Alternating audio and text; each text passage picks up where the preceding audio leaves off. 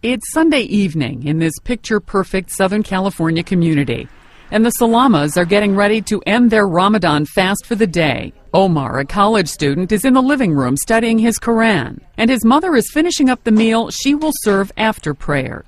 It looks a lot like a typical American family getting together for the weekend, and that's exactly how they want the world to see it. We're no different than the next person.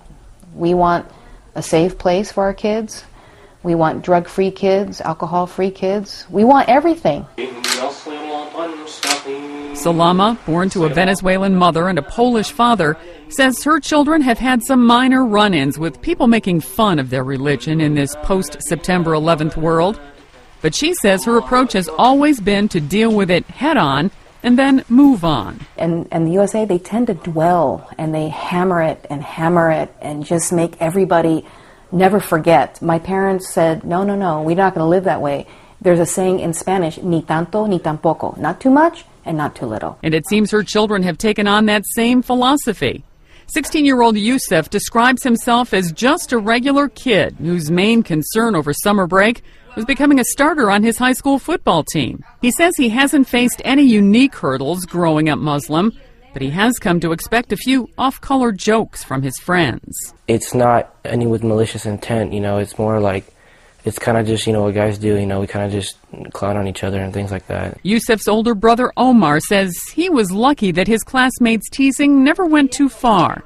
But he says in the days leading up to the war in Afghanistan and the hunt for Osama bin Laden, he quickly learned that someone was always watching him. If the dean got a hold of it or whoever in the school heard that I punched a guy because he made fun of me, I knew that somebody would be thinking, oh, there goes that Muslim again. They're all like that. They always react violently. According to a Pew Research Center poll conducted earlier this year, 40% of those surveyed say they believe Islam is more likely to encourage violence than other religions.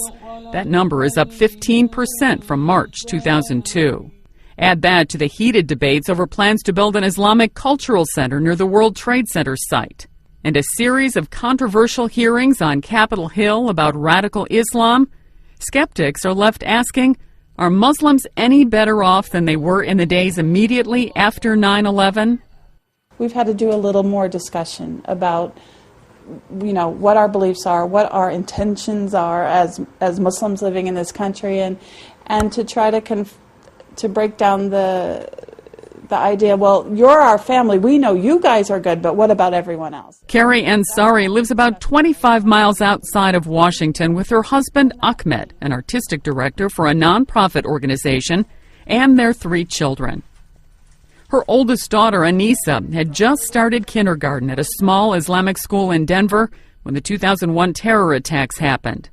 With angry protesters gathering near her child's school and death threats being called into the family's mosque, she says it started to feel like their close-knit community was under siege. My husband at that time said, why don't you just kind of lay low a little bit? Don't go in such a visible place like the park, but we're not sure how people are accepting this. She says slowly things went back to normal, but years later, after they had moved to Illinois, her son became a constant target for other students at his suburban Chicago elementary school. This one kid, he passed me a note. The note was a picture of 2 towers and a little boom sort of thing on there. And he said, "Look familiar." Still, Sajid, now 13, and 15-year-old Anissa say they are proud to be Muslims, and they refuse to let extreme characters shown on television define them. Our family, as my brother said, it's not a house of insane, crazy people, or that I'm not oppressed, or that... Because people, a lot of times, they look at me or my mom and kind of with this, as though we're not intelligent enough to think for ourselves. We're just, no, we are. I don't want to boast, but my family is really very smart. It is that confidence and unshakable faith of their young children that's left families like the Ansaris and the Salamas feeling stronger 1 decade after an attack launched in the name of Islam forever changed the U.S. This anniversary is important to us also, and in that it hurt our country. This is our country as much as anyone else's, and we are part of this fabric of this country, and we love this country, and we're proud to be Americans, and we're proud to be Muslims. And for their increasing strength and patience, both families say Alhamdulillah, or thank God. Sandy Kozel, The Associated Press.